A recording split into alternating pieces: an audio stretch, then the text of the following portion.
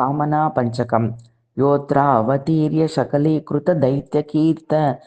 इत्योऽयं च भूसुरवरार्चितरम्यमूर्तिः तद्दर्शनोत्सुकधियां कृततृप्तिपूर्तिः सीतापतिर्जयति भूपतिचक्रवर्ती ब्राह्मी मृतेत्य विदुषामपलापमेतत् सोढुं न चार्हति मनो मम निस्सहायं वाचान्मयुप्लमवतो भवतः सकाशा श्रुत्वा तवैव करुणार्णवनाम राम देशाद्विषोऽपि भवितुं किल राष्ट्रभाषा श्रीभारते मरगिरं वीतुं करारे